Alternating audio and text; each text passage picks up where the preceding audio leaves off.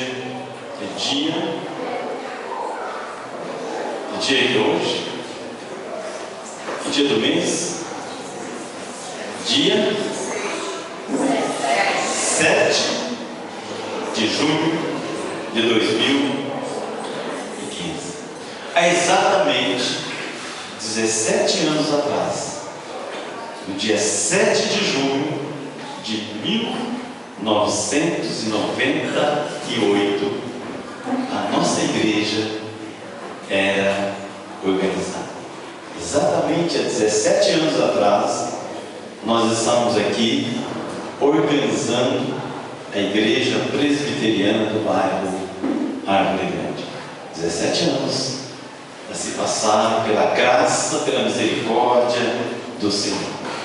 Nós não iremos comemorar no dia de hoje, né? Nós vamos comemorar o aniversário da nossa igreja, próximo dia 20 e 21.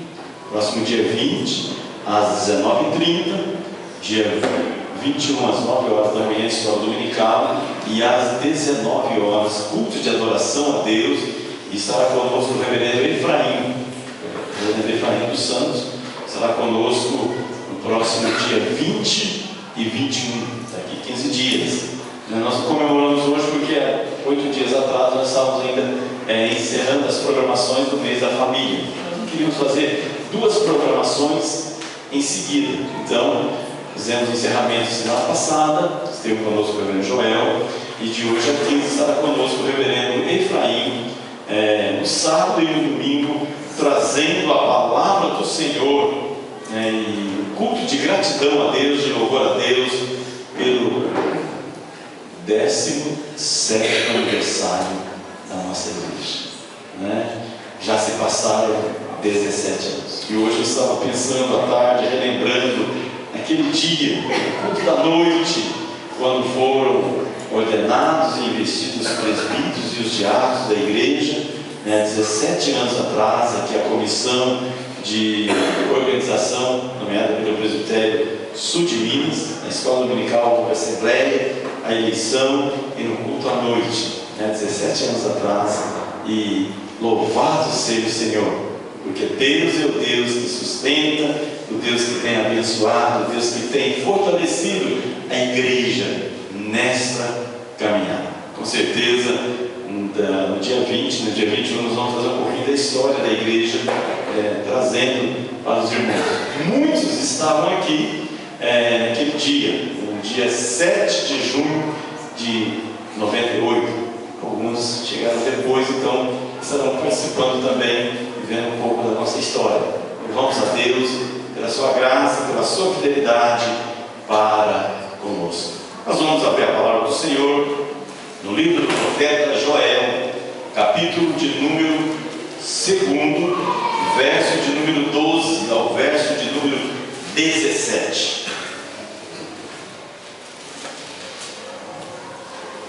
Livro do profeta Joel, capítulo de número 2, capítulo 2, versículo 12 ao versículo de número 17. Livro do profeta Joel, capítulo 2, verso 12 ao verso de número 17.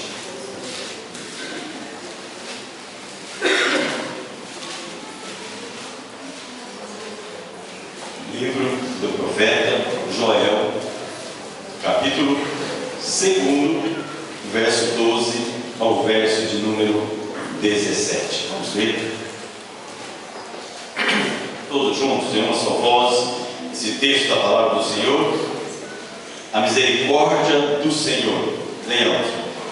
Ainda assim, agora mesmo, diz o Senhor, convertei-vos a mim de todo o vosso coração, e isso com jejuns, com choro e com pranto. Rasgai o vosso coração, e não as vossas vestes, e convertei-vos ao Senhor, vosso Deus, porque Ele é misericordioso e compassivo, e tardio em irar-se,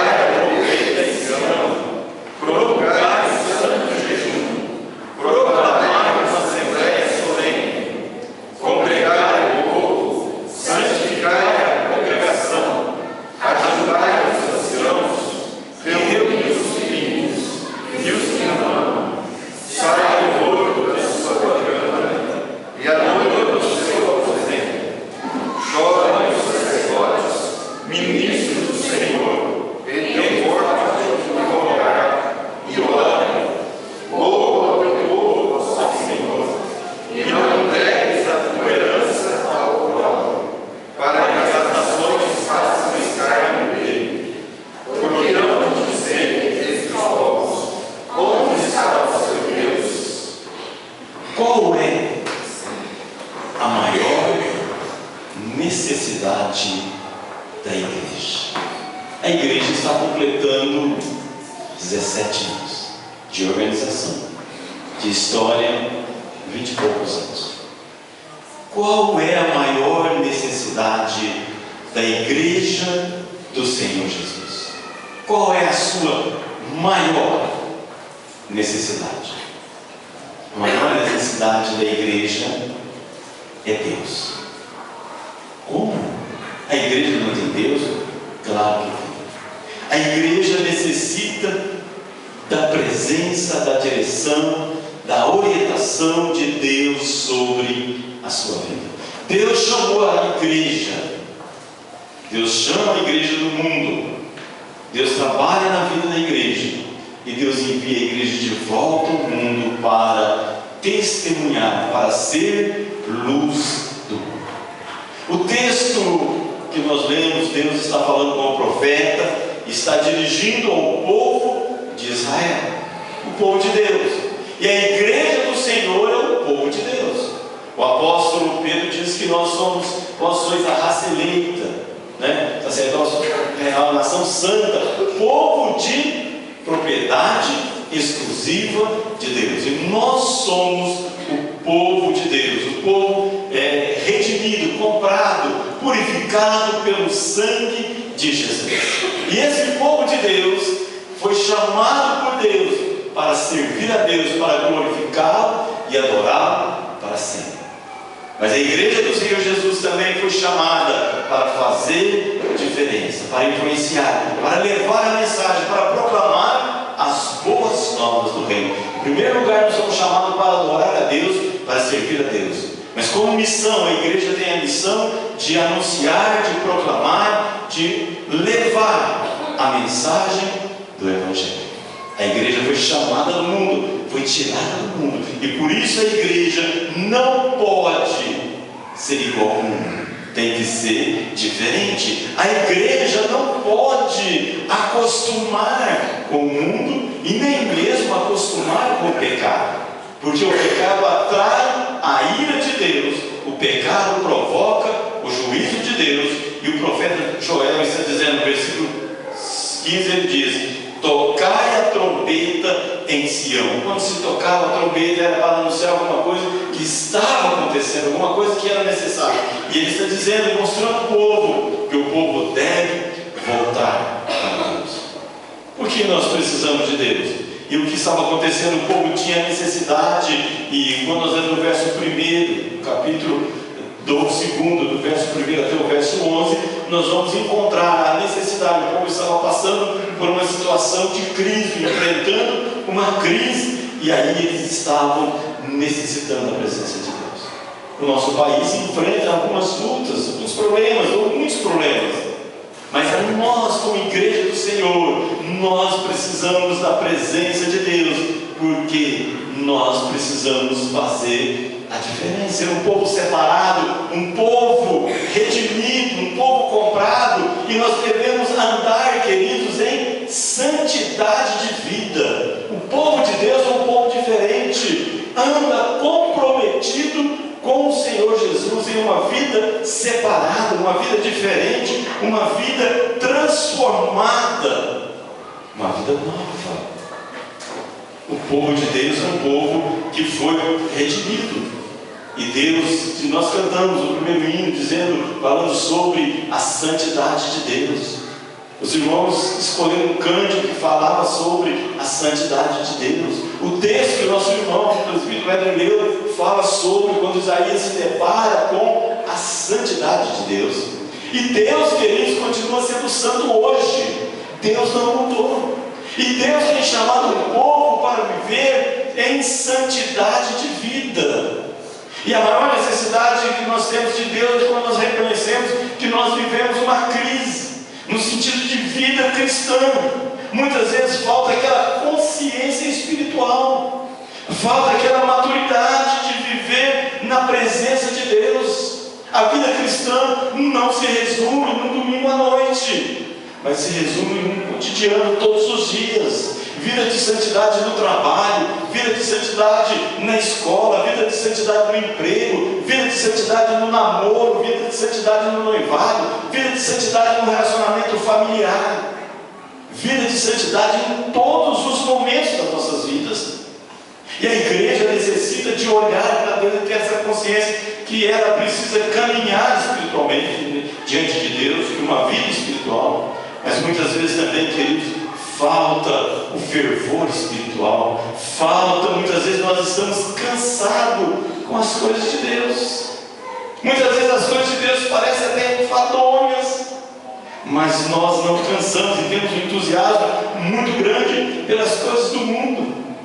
Há poucos dias, conversando com uma pessoa, ela disse: pastor, alguma coisa está errada em minha vida, que eu tenho prazer nas coisas que não agradam a Deus.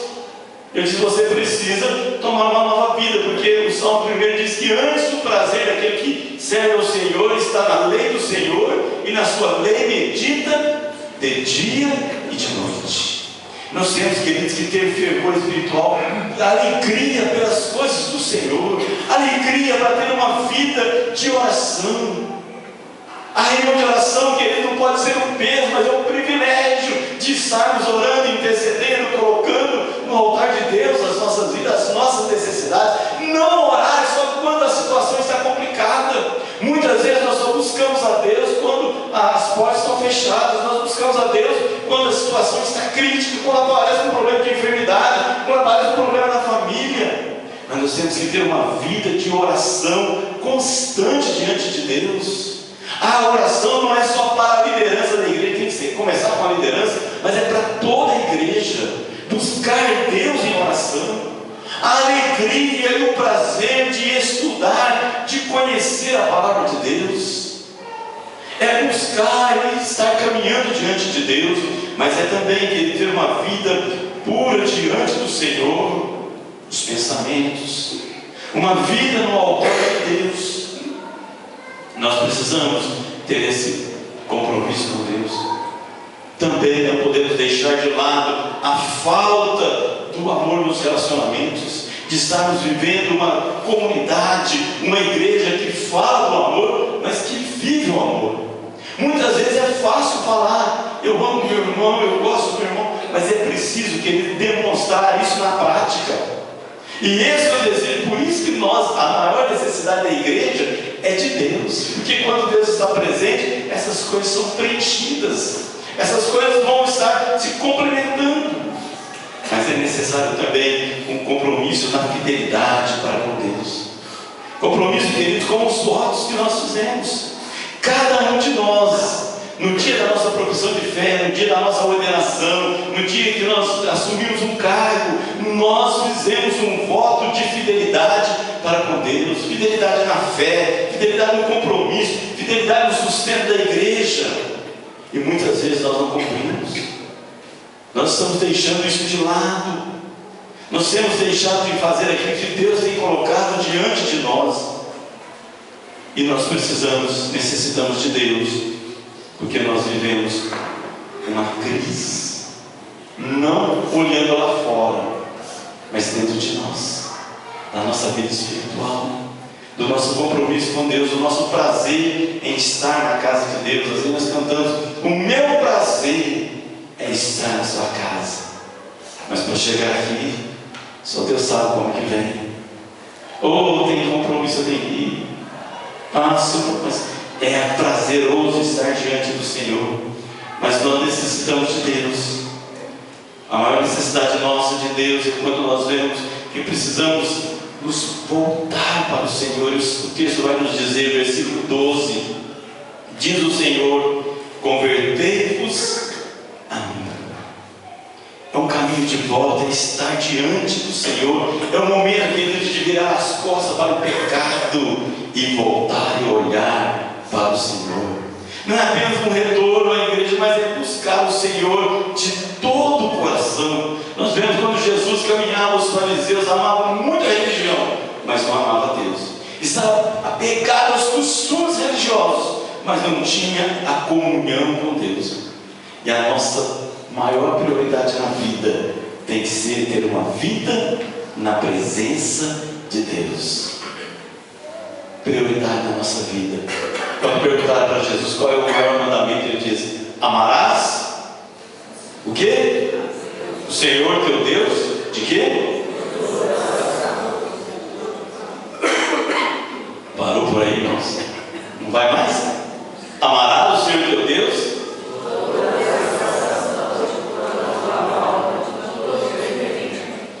Todo o teu coração, toda a tua alma, todo o teu entendimento. Amar a Deus sobre todas as coisas. Uma pergunta nossa: será que nós temos amado a Deus sobre todas as coisas?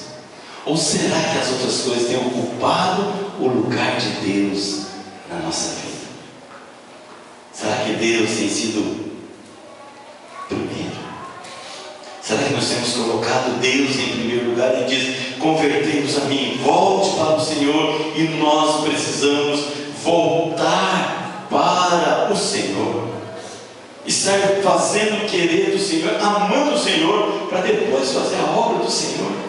E a pergunta que Jesus fez para Pedro, quando Pedro havia negado Jesus, Jesus chegou e disse: pois é, Pedro, você fez isso, fez aquilo outro, eu quero que você faça aquilo outro. Ele diz: Pedro, tu me amas? Pedro, tu me amas? Pedro, tu me amas? E nós devemos amar o Senhor. Mas o texto diz que eu devo converter ao Senhor, e diz: convertei-vos a mim. De que forma? De todo o seu coração. Não colocar nenhuma restrição. E muitas vezes, queridos, nós dizemos que nós amamos ao Senhor, mas na prática há uma dicotomia. Eu digo na palavra que eu amo, mas na prática eu vivo outra realidade. Eu não demonstro esse amor por Deus, eu assumo um compromisso, eu chego diante de Deus e digo: Senhor, eu vou te servir, eu vou estar diante de Ti. E muitas vezes nós cantamos, nós consagramos as nossas vidas ao Senhor. Eu quero ser um vaso de bênção. E cantamos mais, dizendo: Senhor, que tudo a Ti entregarei. Mas na hora do dia a dia da vida, eu não entrego nada ao Senhor. Nem a minha própria vida, nem a minha dependência do Senhor. E o texto diz que nós devemos converter ao Senhor de todo o vosso coração. E aí vai dizendo ainda no versículo 12, ele diz: e isso com jejuns. É uma necessidade de buscar a Deus. Fazer jejum, queridos, não é fazer regime. Você vai separar um tempo para orar, para falar com Deus, para se colocar diante de Deus. Não precisa contar para ninguém que a palavra de Deus diz isso. Você não precisa fazer o jejum. Mas quando nós fazemos o jejum, nós estamos dizendo, nós estamos humilhando diante do Senhor, reconhecendo a nossa pequenez, a nossa fragilidade, reconhecemos que nós dependemos totalmente do Senhor. Quando Josafá convocou a nação de Judá para jejuar, Deus libertou o seu povo das mãos do adversário. Nínive jejuou e Deus lhe concedeu libertação. Ester jejuou e com jejuns Deus libertou o seu povo. E nós precisamos, queridos, também se colocar diante de Deus, ter um tempo maior de quebrantamento diante do Senhor, separar um tempo maior para a oração, para a meditação na palavra de Deus. Mas o texto continua dizendo ainda no versículo 12: com choro e com pranto. Quantas vezes nós choramos quando assistimos um filme? Nós choramos quando alguma coisa acontece, não muito séria.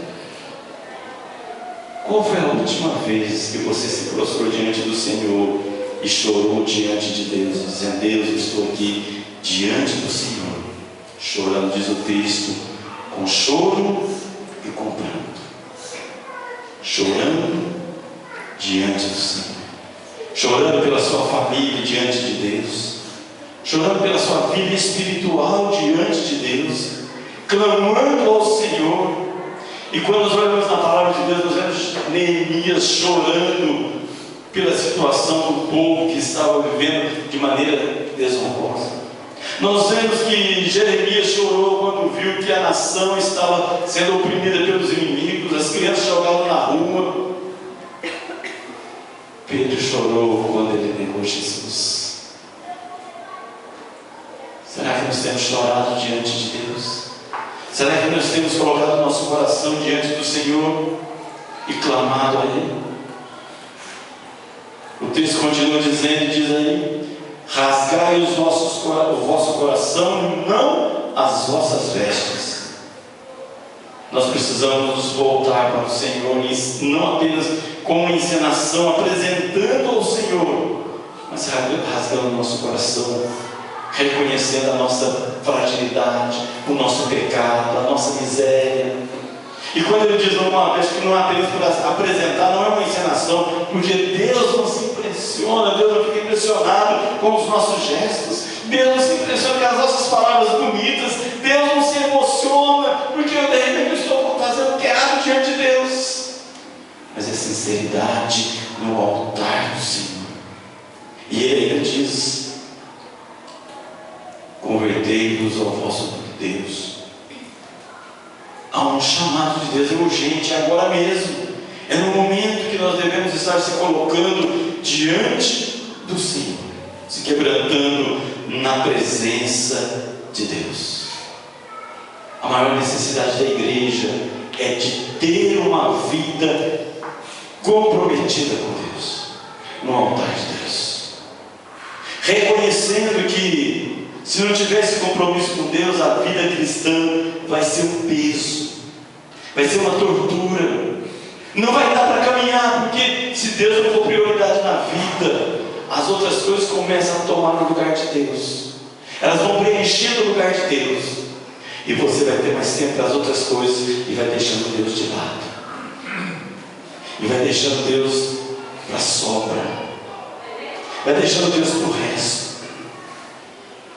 Mas Deus não aceita ser dividido, Deus não aceita ser tratado como só. Ele quer prioridade na minha e na sua vida. Nós não precisamos de Deus, nós temos a necessidade de Deus, porque nós vivemos uma situação, uma crise na nossa nação, na nossa vida, porque a igreja não faz diferença onde ela está. No proclamo, a nossa vida muitas vezes não se faz diferença onde nós estamos. Muitas vezes nós somos agentes secretos de Deus. Você sai, entra no seu trabalho, ninguém sabe que você serve a Deus. Não é para você chegar lá também e ficar falando o tempo todo que você vai ser mandado embora. É na hora certa, no momento certo, a palavra certa. Faça a diferença pelo seu procedimento, pela sua atitude. E tem uma palavra às pessoas que estão ao seu redor na hora certa, no momento certo. Uma palavra do Senhor, uma palavra de Deus. Por isso nós precisamos de Deus nas nossas vidas. Precisamos de Deus para voltar para que Ele esteja presente conosco. Mas a nossa necessidade de Deus também vem quando nós olhamos no verso 13 e no verso 14, e ele vai dizer: convertei-vos ao Senhor vosso Deus. Por quê? Porque Ele é misericordioso e compassivo, e tardio em irar-se, e grande em benignidade, e se arrepende do mal. Quem sabe não se voltará e se arrependerá, e deixará após si uma bênção, uma oferta de manjares e libação para o Senhor vosso Deus. Quando nós buscamos a Deus, Deus vem com a sua misericórdia, porque Ele é misericordioso. Apesar de nós, apesar da nossa fraqueza, apesar das nossas falhas, Deus é misericordioso. Ele vem ao nosso encontro e Ele tem prazer em perdoar, Ele tem prazer em restaurar, Ele tem prazer na sua misericórdia. E a esperança nossa está no caráter gracioso de Deus, na misericórdia, porque Ele é compassivo, Ele é tardio em irar-se, Ele é grande em benignidade, e Ele se arrepende do mal. O povo havia desviado, mas ainda era o povo de Deus. O povo de Israel estava distante, mas era o povo de Deus. E aí Deus continua olhando para aquele povo, Deus continua se comprometendo com aquele povo, Deus continua agindo na vida daquele povo. E nós precisamos, queridos, voltar e ver essa misericórdia de Deus. Mas o texto continua dizendo, a partir do verso 15, ele vai dizer que deveria tocar a trombeta, prolongar no santo jejum. E o verso 16 diz: congregai o povo, santificais a congregação, ajuntai os anciãos, reuni os filhinhos e os que mamam. Saiu o noivo da sua cama e a noiva do seu aposento. Chorem os sacerdotes e os ministros do Senhor. Verso 16, ele nos convida a juntar os anciãos.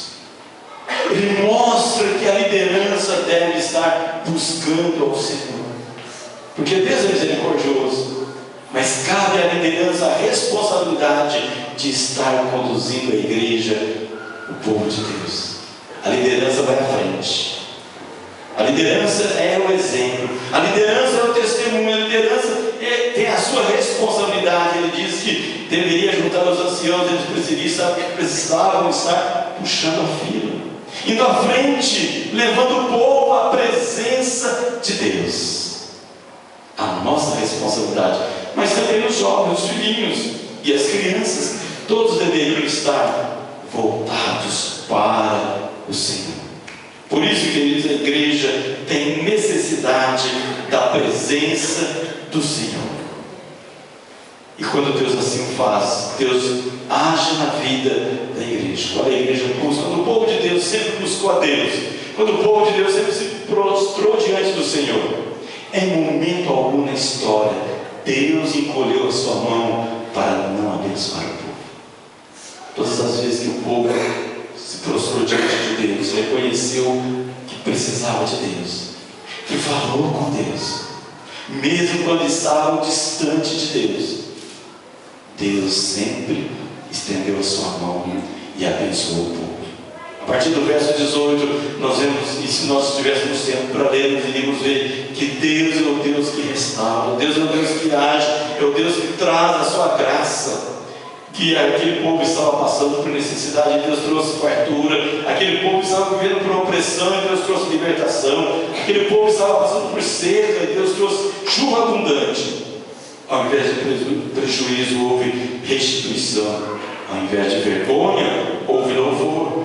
Ao invés de lamentação e solidão, houve plena consciência de que Deus estava presente, cuidando deles. E a partir do verso 28, a promessa do derramamento do Espírito Santo. Quando a igreja do Senhor se coloca reconhecendo que ela precisa de Deus, que ela necessita de Deus. Quando ela toma essa consciência, ela deixa para trás uma vida de pecado.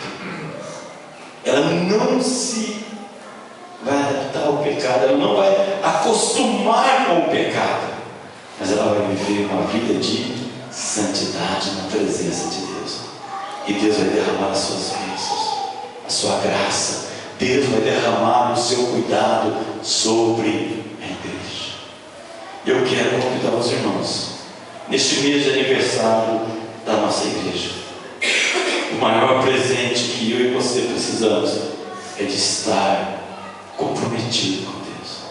O que nós mais precisamos é de uma vida no altar de Deus. Muitas vezes hoje nós procuramos e preocupamos tanto com as bênçãos de Deus, mas esquecemos com o Deus da bênção. Nós precisamos muito mais, queridos, do Deus da bênção do que das bênçãos de Deus. Precisamos ter uma vida de santidade.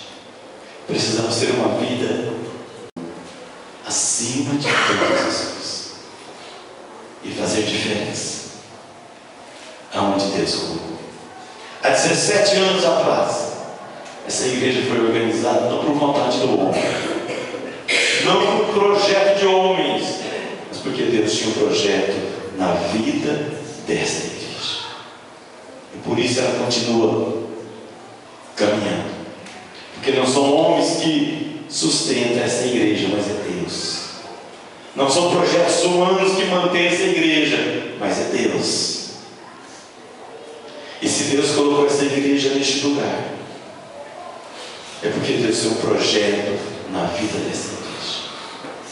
E que nós possamos, queridos, dizer: Senhor, usa as nossas vidas.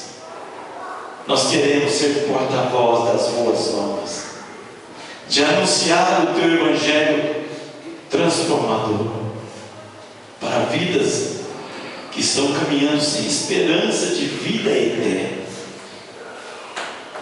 Que o Senhor nos ajude, Pai, a querer mais do Senhor, a viver essa palavra. Amanhã,